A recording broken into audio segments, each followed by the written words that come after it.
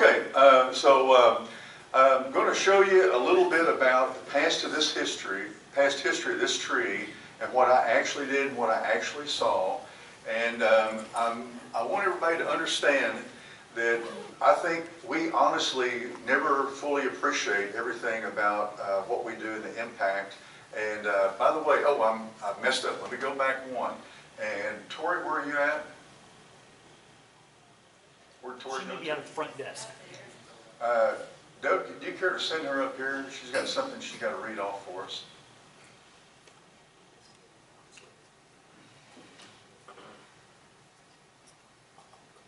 So I think none of us in this room fully appreciate or understand the difference that we all make in the world around us and the people around us. They did a study one time, and they asked adults, they said, well, what are the 3 things you remember most about your life growing up? And it was the same across the board with everyone. So here's what they remembered. They remembered sitting around the family table and eating. That was one thing that they remembered. And the other thing they remembered was any vacations the family went on. They remembered those. Those are things that stick with them from being a young child all the way up to their adulthood. And I almost got out of alignment here, Tori. That's why I said you come up and read that off. And the third thing they remember is anything they did in the outdoors. They remember those things. And I think none of us fully appreciate or realize the impact that we have on others or the world around us. And so, do you need a little bit more live to read this with? Okay. And so I'm supposed to let her do the intro, and I jumped ahead. I'm sorry. But go ahead, Tori. Okay. All right. Well, it's my pleasure this morning to introduce Steve Bost. Those of you that we're so organized. I'm sure many of you have met him already, but we'll read this off real quick. Steve Bost has been married to his wife Angela for over 40 years, and they have 4 wonderful children. They have their home in the country outside of Poplar Bluff, Missouri. Steve is also the president and founder of the Ozark Chinquapin Foundation. Since 2007, this nonprofit organization has been dedicated to saving and restoring blight-resistant Ozark Chinquapin trees to its native range. Steve Bost worked for Missouri State Parks for 26 years, doing hands-on nature and history programs for visitors. He was a certified fire crew leader. He wrote burn plans for those prescribed fires. And he also did eradication of non-native and invasive plants, and did restoration of native plants and animal communities. Prior to working for state parks, he worked for Walmart for 15 years, and the last 7 of those as assistant, then store manager. He has got 2 degrees, 1 BSc in science from Southeast Missouri State University, and a 2nd BSc degree in social studies from Arkansas State University. He taught history and science for 5 years. Since 2005, he has worked with private landowners, state, federal, and tribal agencies, and universities and partners to find, save, and restore remnant surviving Ozark Chinquapin trees. He has done interviews promoting the Ozark Chinquapin tree restoration with educational outdoor state park programs. He's been on different television networks, done interviews with newspapers, done podcasts, articles for magazines, and in 2019 with National Geographic. However, his most important job is to be a good dad and husband. And grandpa now. Yes. He believes one person can make a huge difference, and has come to realize we never fully understand the impact we have on other people and the world around us. The forests we have today are different than the forest our grandparents enjoyed. However, if we work together, we can make them a better place for wildlife and our children to inherit. Okay, now we'll resume the presentation. Thank you, Tori. Appreciate that. Thank you. It's an honor to be here in front of everybody. Okay, so to back up, let's see, how do I go back? I guess I hit the button. How do I go back? The bottom button. There you go. Bottom one. Hit the bottom button. Yep, that should send you backwards. let's see, is arrow forward here? Okay. Maybe I'm too close to this. Okay. There we go. Okay. Okay, very good. Thank you, appreciate it. Okay, so getting back to this picture, that's my son. And we have any birders in here? Okay, what kind of birds are these? It's hard to tell when they're young, I know. That's a trick. Those are yellow-breasted chat, and working with the state parks, they were rescued from a cat. They couldn't find the nest to put them back in, so I had to get with Missouri Department of Conservation to actually raise them. So that's my son, and today he is actually 23 years old, and he is an EMT and going to college right now.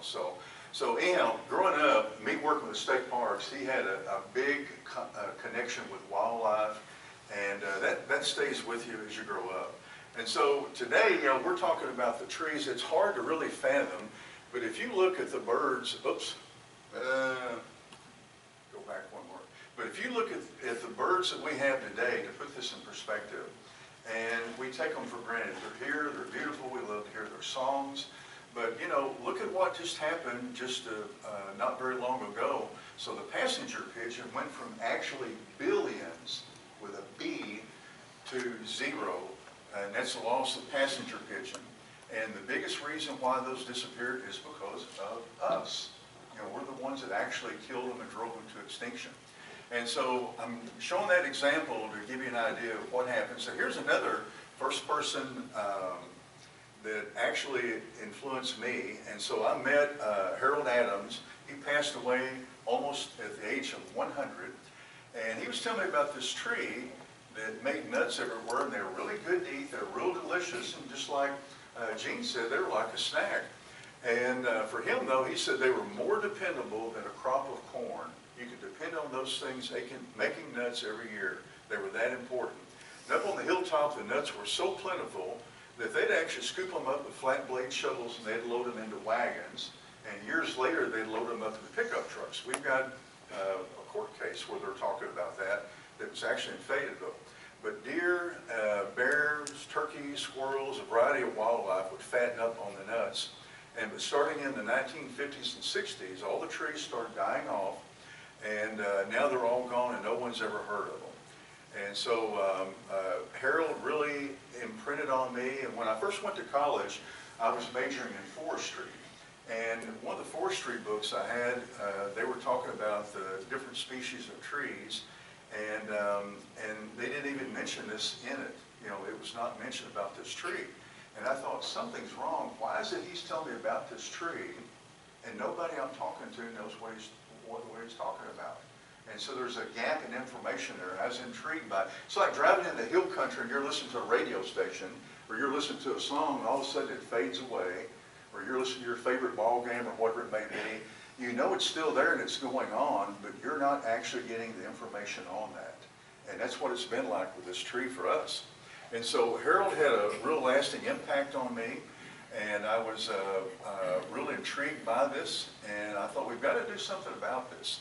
So the Ozark Chinquapin, Castanea ozarkensis, sometimes called Ozark Chinquapin or Ozark chestnut, and we found out there's like, 7 spellings at least of that, somewhere thereabouts. And some of them correct. Yeah, and that's caused a lot of issues for us doing this work, because we'll look at GLO notes, and you'll find it on one spelling.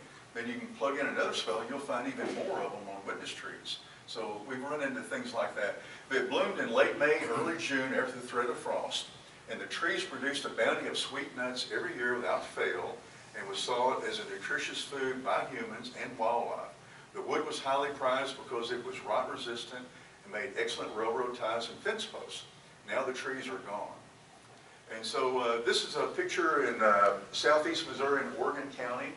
And the Missouri Life magazine did an article on this a few years ago, and they photoshopped the sweat on my shirt.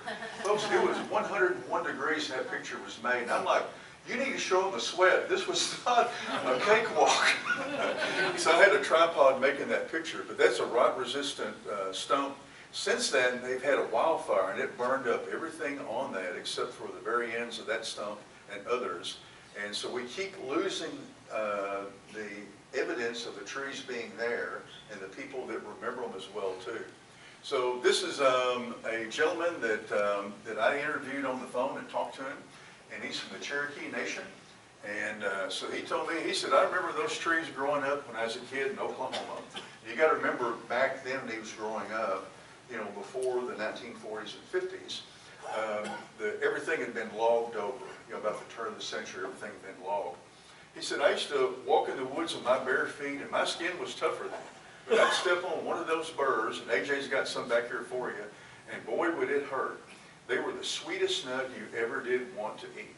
I remember a tree back in 1963, and you got to remember the blight will reach Oklahoma a little bit later than what it will in Missouri and Arkansas. And that tree in 1963 was just loaded with chinquapins. They grew on a hillside, down a gully, on the banks of a creek. They just grew all over the place, but not real abundant. In Oklahoma, the biggest ones I ever saw were 7 to 9 inches diameter. And I would love to see another Ozark Chinquapin before I die, but I don't think I ever will. Tino Burnett, Cherokee descendant and lifetime resident of Oklahoma, recalling his memories of Ozark Chinquapin trees before the blight reached Oklahoma. And he was also in World War II, and he was decorated. And the Cherokees, to them, he was a warrior, a Cherokee warrior. He was on our board, and he's passed away now. But what I did, after I got off the phone with him, I actually mailed some grow tubes to him and seed. And he went out with his grandchildren, and they planted those trees. And those trees are still there today growing. Some of them didn't make it, but some of them did. They're still growing today. And so that made me real happy that I could actually do that. And we're still working with the Cherokee Nation today. 2018, we had our meeting in Tahlequah, Oklahoma. Last year, some of you were at the meeting, we had, I think, at least 15 people with the Cherokee Nation did a program. So that's part of the restoration we're doing. And so what happened to him? And Mr. A.J. Hendershot right here is gifted. You see everything he made back here. Well, guess what? He also makes maps, posters, and he's just a talented artist. I don't know if we could, how to harness this. I mean, without him, we wouldn't be able to do all this stuff, you know. And you don't see my drawings on a chalkboard of this stuff. You don't want to be near it. But anyhow, you can see the spread of the chestnut blight. And so the chestnut blight, you have to understand what took place here. So it's a fungal disease that came from the Orient on Japanese or Asian chestnut and chinquapin trees, and it was first spotted in the Bronx Zoo, and that was in 1904, and that disease spread quickly across the country. So what happened though, if you can look at this, that's a Grand National Champion Ozark Chinquapin tree in 1991, and then so, and it was never was blighted, this particular tree. And the others around it were, and they died from it. But here's what you see on the right happen. So it went from a large tree, like what you see right here, to a stump-like status that we had. Most of them were killed off.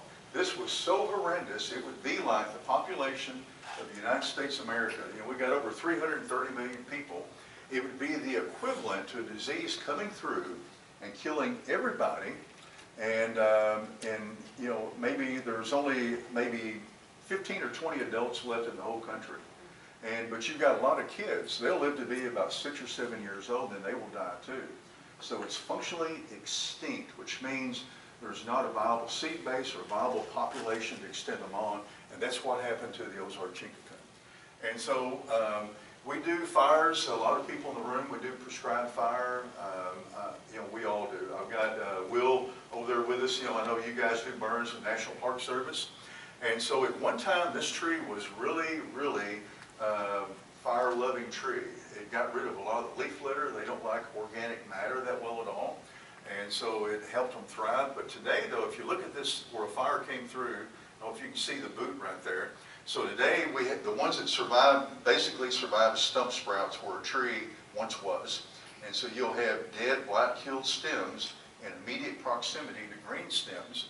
So where fires come through in places like Big Sugar State Park, we had one fire that went through there, and we estimate we lost over 30 or 40% of all the stump sprouts from that one fire, and also the logs that we have. So logging practices and later the chestnut blight would rapidly wipe out the Ozark Chinquapin. Today, only blighted stump sprouts remain in this once important Ozark Chinquapin tree. Sprouts emerge from the stumps, many of them managing to produce some nuts, but within 4 to 6 years, the blight again comes through and killing the sprouts, starting the blighted cycle all over again. The number of surviving trees and of the historic range continues to shrink. And so what you see right here, that is up near the border of Missouri and Arkansas, and this is in a closed canopy, and that stump sprout is struggling right there. And you can see right here, a piece of the wood has a real unique characteristic looks, but that will lay there and not rot unless something happens to it and gets burned.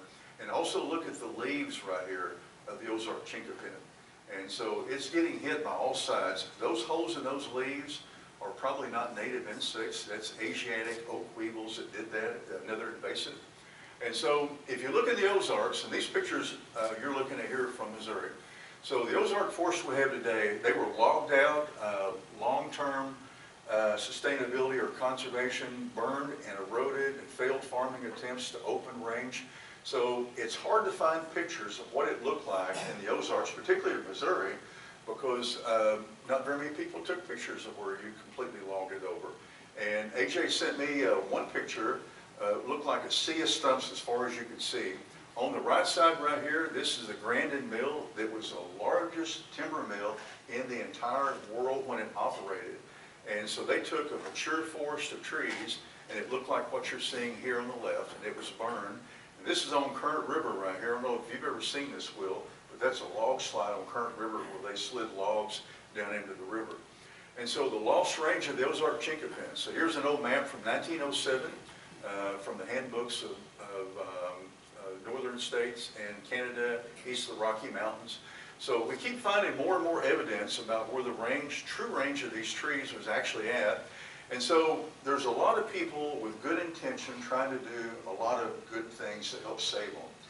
And so these pictures right here came from where Tori Carson worked at, and where's Mike Farringer, where's he at? Okay, Mike's back in the back. So near Cossatot State Park, there was a large Ozark Chinquapin right by a gravel quarry, I guess is what it was, Mike? Yes. Is that correct? Okay, I may be a little bit off. That's what they were fixing to do to it, that's why they moved. Okay, and so this particular tree, I talked to the gentleman that was involved in this, and you can see they removed all the rock all around this, and they spent over $30,000, this was years ago, Tori, to try to save this tree. And you can see it sitting on that flatbed truck. They went through a Herculean effort to try to save this tree. This is one of the remnant survivors that survived the blight. And look at what's happening here. So they laid it on that truck, and I've seen other pictures of it standing up there, but it got knocked down, and they transplanted it, and this is in the summertime. So what do you think happened to that tree? Didn't make it. And so people are trying to do things to help, but sometimes we're our own worst enemies, I think. But, and what should have been done with that tree, if they would let us, we could have quartered that area off and kept it and got the genetics from it. So, so lessons learned on it. So how important was the Ozark Chinquapin tree? Well, it was a keystone species, had a significant impact on people and wildlife and rare ecosystems. And so a consistent nut crop every year, high protein food for wildlife, large nut crops, grew on well-drained or sandy, rocky soil, drought tolerant, blooms late May, early June, or after frost. The wood's very rot resistant, can produce nuts in 3 to 5 years on a young tree, and it was widespread and common occurrence, just like the hickory and the ash would be in modern times. So this is from southeast Missouri, and this is a survey note right here. I'm sorry, a survey marker on a witness tree right here. And AJ, you looked that up, and I think they said that was a pin oak. And it's an Ozark Chinquapin. This is on the survey notes. I was standing right in front of this. Since the wildfire came through, that sign right there is laying in a burned stump right now. And so that rotted wood was standing there since the 1950s. So today, this is what we're seeing, what we're looking at. And so I thought, well, what happened to this tree? Surely there's a few out there. And so I started trying to call and find out what I could. And so I had a lot of, not a lot, but several people that were tree book authors, and I'm not getting on anyone. Everything that we know today, at one time we didn't know it. And so we had to learn this information. And so I had book authors from Missouri, book authors in other states like Alabama, they said, you know, don't waste your gas coming here. I surveyed every county in Alabama or wherever state it may be, and we know they used to be here. We talked to people that remembered them, you know, people like Gene, but they're not here today, and you know, you're wasting your time. So I actually listened to what they had to say, but I knew it was extremely rare for any disease or pathogen to kill 100% of anything. Everybody in this room today, you're survivors. You need to reach up and pat yourself on the back. Your ancestors have survived. There you go, you can do it. You may get hit back, I don't know, man. But everybody in this room, your ancestors survived every war, every disease, every pathogen that came along. And there would be a lot more people in this room. We wouldn't be able to fit them all in here if that not have been the case. If we were all like hybrid corn and the same thing genetically and introduce something that would kill him, it would kill everybody in this room. But diseases don't work that way. And sometimes you'll find some that survive it, some that get sick. You see a little bit of everything. So with this in mind, I went out and I began to find and look, and Tim Smith took me up to this tree over here, and I wished I took a wider view angle. So this was where an area had been burned, and there was burn marks way over my head on some of those trees out there. But look at this Ozark Chinquapin. It looks almost like a ghost, because these trees will grow 1/2 inch to 2/3 of an inch DBH a year. And so they heal very quickly from fire scars. And here's another one in Missouri. And this particular tree was by a horse camp, and you can see the furrowed bark. Never got the blight. People were cutting off limbs off of it so they could ride their horses under them and use it for firewood, but it's on an exposed area facing to the south. And we tried to get pollen from that tree, and we actually had an accident. We got hit by somebody on the way going over there. Shane and I did. So here's one from Mississippi, the state champion. This guy's found so many trees in Mississippi. And I think he's found a total of 17 state champions. And we've got genetics from that tree, and we've got them growing today. And so it takes a lot of travel to do this. Here's another tree in southwest Missouri. Here's one down in Alabama, and I got genetics from it. And they mistakenly thought this tree, they were so excited about it, they said it's a 21-inch DBH tree, and I got down there, it was 21 inches circumference. But we saved the genetics on that tree. I wouldn't have driven down there if I'd known that. But it's a good thing I did, because of the contacts I made. So they crossed this tree with the American chestnut clapper tree. And when they were collecting the nuts off of it, where's Clint at? Right here. Okay, so they were collecting nuts off of it. They were finding one nut per burr on several of them. They thought there was something wrong, then they called me about it. And so I went down there and we got genetics from that tree. And since then, we've got more. So this is near Buffalo River right here. Just a lot of good work. You see folks from Missouri Department of Conservation. Glad to see you here with us today too. And so it's a partnership that we have with a lot of different agencies and people. And so this is from southwest Arkansas. And this tree right here, we just found this one. And I was at that tree in March the 20th, and it is in Texas. Folks, there's a lot of people in Texas that are waiting for someone to do something with this tree. And when I went down there, it was just very inspiring to see all the landowners talking to me. And so the blight will reach Texas a little bit later, and there's a lot of people that know what that is. And where's our person from Louisiana whose mom went to school in Nacogdoches? Oh, there we go. And so the yearbook from 1957, I forgot to bring that up here. I bought one online. And so in Caddo native language, that means Chinquapin eaters. And so we got seed just literally before I came up here. I was shelling nuts from this tree right here we got. And they're going to be going out in places that are part of the southern range, like down where Mike is at. And I'm just tickled to death that we got this taken care of. And so anyhow, we came up with a recovery action plan. I did this based on talking to a lot of people and working with American Chestnut Foundation and other people. So a recovery action plan is straightforward.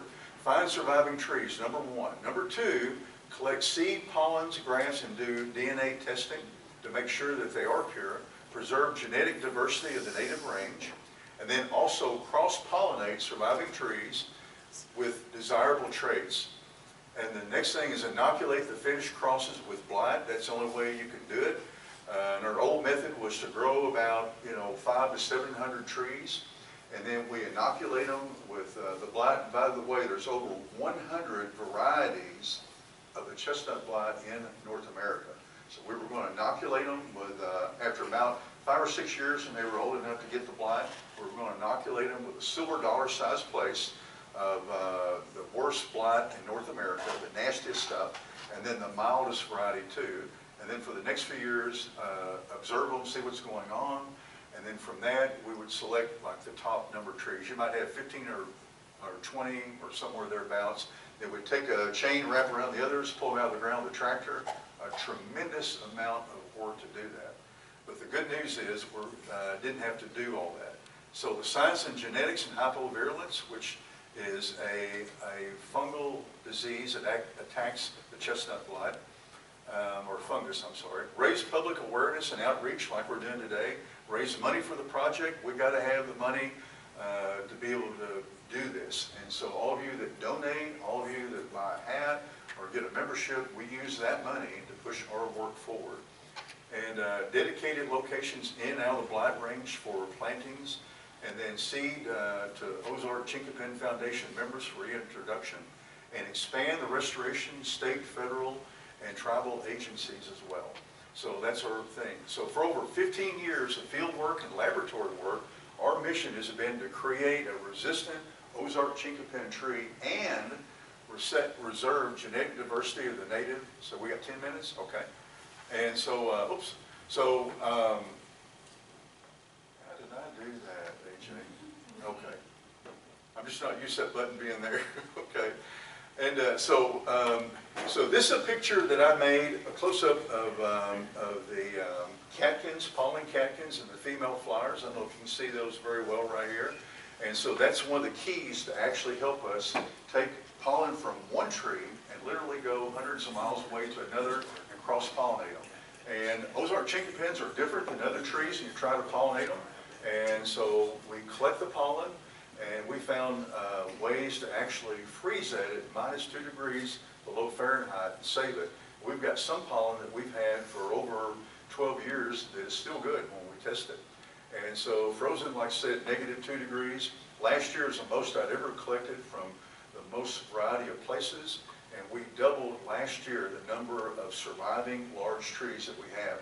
And right now we're probably pushing, I say close to 90 right now that we have. And when National Geographic did that article, we had 46. So we've come a long ways. And so anyhow, we take pollen from one tree and we cross it with another, and that's a bag on to keep any other pollen from getting in that. This is actually a Mississippi tree, and it was successful. And so we got the nuts from that cross as well. So we're planting these trees out on restoration plots, and this particular plot right here you see, the trees are huge. After 3 years we began to get large crops of nuts, and that's a 3-year-old tree right there making nuts. And so success. Ozark Chinquapin tree that we've created has high blight resistance and is a good or better than Chinese chestnut, fast growing, early nut production, large crop of nuts in September all the way through October, immune to the root rot disease, Phytophthora cinnamomum, resistant to the Asiatic gall wasp, and nuts are higher in protein and carbohydrates than red oak, white oak, Chinese chestnut, American chestnut, or Dunstan chestnuts. Rugged and established, drought tolerant, but not as tolerant as we thought they originally were, but still drought tolerant. They can coexist with Asiatic oak weevils, which feed on the leaves under good conditions, unfertilized, first nuts in 3 to 5 years. Good to eat and preferred food for wildlife, a plentiful, high-protein, yearly supply of nut crop that benefits natural ecosystems and people. So we find one of these trees, it's like finding a geocache of gold. I mean, you can see big smiling faces on us. It's just a great, great thing. And our mission, the Ozark Chinquapin Foundation, we're a nonprofit organization of outdoors men and women, and our vision is restoring the Ozark Chinquapin to its native range through our efforts, and those of hundreds of volunteers over the last decade are attempting, and we have successfully established a viable seed base through research, manual cross-pollination of surviving trees, and our goal has been accomplished of restoring 100% pure Ozark Chinquapin that is blight resistant, and we've been distributing those seed out to everyone interested in actually helping. So this is from one of our meetings right here, and it's just great to have everybody here. And Clint, where are you at again, Clint? Clint flew in here from Virginia. He's going to be speaking a little bit later on. And Clint, you've seen Ozark Chinquapin remnants today in Virginia, right? That's absolutely right. In Virginia, I saw one large one that is producing pollen. I'm going to go out there. It's a kind of elderly woman that owns the property and get some pollen for Steve next spring. And we've got pictures from a book. I didn't have time to hunt those back up and send to you, of large ones from that same book from 1907 or 1908. So this is neat that we're able to do this and have you here today. So what we've learned, laboratory results, AJ, 5 minutes? How many we got? 5 minutes, okay. Laboratory and field discoveries, the science that goes into our research and development. So Leslie Carter, my daughter, has done a lot of work to do this, and we've been expanding our resistance screening. She alone has pushed our work ahead 10 to 15 years of what we're doing. She can find out in one day how resistant a tree is, a wild one or one from our breeding program. And this is so streamlined our work, and this has been absolutely incredible. And so the genetics, a few key concepts. Blight resistance varies between species and population. Blight resistance is quantitative, which means more than one gene, and resistance is extremely rare. But we have found these rare trees. So we collect the leaves from them, and then we compare them to Chinese chestnut to see how good they're doing compared to the Ozark Chinquapin with known levels of resistance. And so the blight, this is the chestnut blight, Cryphonectria parasitica. It produces oxalic acid, which actually kills the living tissue of a chestnut or Chinquapin, either one, and it girds the tree, just like cutting off the arteries to someone, and it dies. So we're testing, we have a way we can test the leaves and actually look to see the difference. So here's an Ozark Chinquapin on the left. If you look at this leaf assay, you can see the tan-looking material right here. It was more solid green when we started in. So the green represents being soaked in oxalic acid for 24 hours. And this is Chinese chestnut, the very tree that brought the blight disease to us. So look how our native one now is so much superior to even the one that brought it here. Folks, this is a thunderbolt. This is what has pushed us along right here at the same time. And so where's Doug at? So Doug is, and where's Eddie? He's not here today. He was here at the board meeting. But so Doug has learned this process as well, has already done it just before a meeting on some trees. And Clint's going to be talking about doing it out in Virginia as well with American chestnut. So you look at this graph and you can see this is Chinese chestnut, the gray one. And look how much resistance we got on these trees in our breeding program on the left. And here's another one. This is a percent of living tissue remaining on leaf disc assay soaked overnight in 50 millimeters of oxalic acid. So in one day we can tell which trees are the best. So the science has just pushed our work ahead by leaps and bounds. So Leslie Carter laboratory findings were also confirmed in a separate study by the State University of Missouri, SUNY University, College of Environmental Science and Syracuse, New York. Lab research reveals some of our Ozark Chinquapin trees have significantly higher blight resistance than the genetically modified Darling 58 American chestnut tree has required thousands of dollars, if not millions, Clint, I guess, on the millions of dollars developing that. And so we accomplished that. So here's some little secrets. So got a call from Delaware, and I thought the result just crowded with people, no wild places there. So they did research, and from 6,000 years ago to 400 years before present, the Native Americans and Delaware Indians had Ozark Chinquapins. They go by the name Lenape, they don't go by Delaware. And they found where these village sites were at least 4 villages that had Ozark Chinquapin trees growing around them. There's still remnants there today.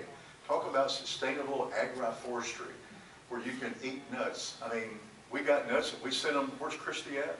We sent you some of these up there. They're growing well, I guess? Yeah. Okay, very good. And so this is, I think the Native Americans have been given a short change on this. I mean, this is sustainable agroforestry they were doing way back when. So Chinquapin trees in Delaware, sustainable agroforestry practiced by Native Americans from over 6,000 years before President and still producing nuts today. And these are some leaf samples that I've got drying for y'all. There's seed I sent up to Missouri Botanical Garden. She'll tell you about that study. So here's part of the native range that we're looking at. And so DNA work that we found, they all say the same thing, that the Ozark Chinquapin is actually an older species of Castanea than the American chestnut. And so this is a difference between above the Arkansas River and south of it. What you see, that's the phenotypes, what you can actually visually see. And I can put you in a coma with some of the DNA work done. It's good stuff. And we got approved, I worked with Steve Churchill, and we got approval. It took a lot to do this, to be able to use hypovirulence. And it's one way that we thought we could try to save it, but there's so many varieties of blight, and you have to inoculate the trees to make it work. But we experiment with everything. And these things, I don't know if you can see how rocky this is. They thrive on this rocky, hard scrabble stuff where other trees can't make it. And I found out, I came up with an organic kind of spray that we can use pepper and mint and garlic, and you can spray it on the trees before the squirrels get to them, and you can keep them away. It smells like a real good Mexican restaurant. You get done. So we've come up with all kinds of stuff. The pollen is really unique. It attracts millions, literally, of insects. And Leah's going to talk about that here a little bit later on. And here's a bat hanging out, waiting for this big, giant herd of insects to come out at night, the night shift and the day shift. And the number of insects that are on these things is so significant. The tree just keeps giving. So whippoorwills have been in decline for the last, since 1960, about 71%. And on the plots, though, on these Chinquapin plots we got, particularly the one in Missouri, there is an abundance of whippoorwills around these. Well, they've lost their large beetles due to pesticides and other flying insects. And can everybody see this picture right here? Everybody see that? What's in it? I couldn't either. This is a close-up of a whippoorwill on a nest. There's so much food around these plots in May and June when all this pollen is out. They actually have two nests. The female will start a second nest, and I found this out, and we happen to be working at night up there pollinating, and so that's one on a nest right there, and I didn't know this. They will also close their eyes if you get very close to them at night with a flashlight. So historically, Ozark Chinquapin was a keystone species that benefited a variety of wildlife because of its buds, leaves, blooms, and nuts. And this is a picture in a Chinquapin tree before 1850 of let's see, our favorite one right here. I can't hardly read this. Yellow-throated warbler. What now? Yellow-throated warbler. There we go. And so that's a yellow-throated warbler, and that was painted by John James Audubon before 1850. Here's a picture on Hobbs State Park in 2022, the same bird in the same tree. It's making a comeback. And we found out there was an extinct bee that was thought extinct from planet Earth. It was found in Connecticut on a Chinquapin tree. I don't know if that's one I sent to them or one that the Nature Conservancy from Oklahoma found. And folks, it started so much excitement. They thought these things were extinct from planet Earth, and they found it not on an American chestnut, not on a Chinese, but on an Ozark Chinquapin. Folks, there's a big buzz going all over the place about it. Pun intended, okay? These aren't good jokes. Okay, so here's another one. A lot of butterflies come to them, and Leah will tell you a little bit about that too. And the nectar and the pollen attracts lots of them. And the king hair streak butterfly, there's probably no more than 30 or 40 samples of this thing found, and they feed exclusively on the nectar of Chinquapins and sourwood. There's no sourwood trees west of the Mississippi River until you get down to one little area of Louisiana. And they found one of these at Mount Magazine State Park south of us, and it was verified. So, and then we've got all kinds of help. If you look on the right here, you'll see these leaves eaten on the Chinquapin that's down near ground level. And they're eaten by usually the Asiatic oak weevil. If you look on the left, see how pretty those leaves are? I accidentally cut that out of the top of the tree trying to collect nuts. You can see the long-reach pole-saw right here. There's no insect damage whatsoever. We've got health. The northern perula goes from leaf to leaf. I've watched them do this, gleaning off insects from them. And I mean, they're better than any kind of pesticide, you know. So we've got a lot of help in a lot of areas. And so they won't go lower than 10 feet. And this is a typical picture on the plots. I don't know if everybody can see that bobcat, but along with attracting all the insects, we also have an attraction of a lot of wildlife. And the bobcats, I don't know if you can see that one right there too. Every day, I've got 2 videos that are made within 1 minute of each other. There's 4 bobcats on the plot. And I didn't have time to show it all. Here's an indigo budding feeding on Ozark Chinquapin pollen at our research test plots in Carter County, Missouri. And there's a nest, I think that's a cedar waxwing. I think when Michael was with us up on the plots up there, we flew a drone over it mapping it. His hand went on this bird nest and he screamed. I thought a snake had him, but I think that may be a cedar waxwing nest. This tree just keeps giving. Here's the night shift. I don't know if you can see this. Here are 2 screech owls. There's one sitting there that just got through gulping down something. Here's another screech owl flying to catch something else. So this is at night, and a tremendous number of chipmunks, squirrels, pack rats, raccoons, even rabbits. 0 minutes, okay. And there's an owl flying down to catch a flying squirrel. And here's a blue jay eating the nuts. You can see it real plainly right here. And here's a northern parula. I'm sorry, there's a summer tanager. So indigo bunting, summer tanagers, northern parula, northern cardinal, yellow-breasted chat, Carolina wren, yellow-throated warbler, yellow-billed cuckoo, yellow-throated vireo, Kentucky warbler, wood thrush, and Carolina chickadee, and whippoorwills. And so here's a picture I made up on a trail camera on a pole up in a tree. That's a yellow warbler, and that's in Carter County, Missouri. And there's a bee. They're general feeders, but everything's attracted by them. And this is Leslie on the left, me on the right with Ozark Chinquapin, not the best place, but that tree is 3 years old. And this is in 2007. Here's the same tree in 2021, and it's right at now about 10 inches. 47 nuts made on the end of one branch. This is not unusual. Just a huge crop of nuts that pulls down the branches. And protein and carbohydrates were way ahead of anything else. It's just absolutely unreal. It's on this chart back here too. Here's a big surprise, a female black bear gobbling up all the nuts that we've got. Here's a ladder right there on the left. That black bear, I measured from the ladder. It went right under that ladder in the other video. And that bear's back is right here. That's a huge female. That's in Missouri right here too. You can look at the Ozark Chinquapin on the left compared to the white oak, the American chestnut, and then Chinese chestnut and Dunstan chestnut. We just blow them away with the food value. And how many turkey hunters out here? They love eating these. I didn't know Tracy was one too. They love eating these. And this is right by our plots, by the way. And how many deer can you count? There's actually 6 there all together eating the nuts. And this is after the pepper wore off a little bit, where they get in there and eat them. And so, any deer hunters here? Okay. I don't know for sure. This one came from the Chinquapins, but he's right where we got some planted at near Current River.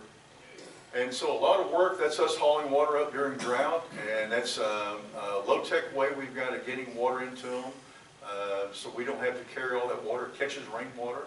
And this is a tree that's never been watered, and it's right now today. Well, you saw this one, Will. It's probably, I think it's hard. At DBH, you couldn't do exact measurement, but right below that, it's around 9.3 inches, I think, right now, making thousands of nuts. Never been watered. And we mail out a lot of seed. We've had some years we've mailed out 6,000 or more. This year it's probably going to be another one. A lot of work and a lot of partnership to do all this, and a lot of smiling faces. And you'll see one of these guys here today. So William Terry back here in the back, Chief Facility Manager and proud holder of a cluster of Ozark Chinquapin nuts and burrs.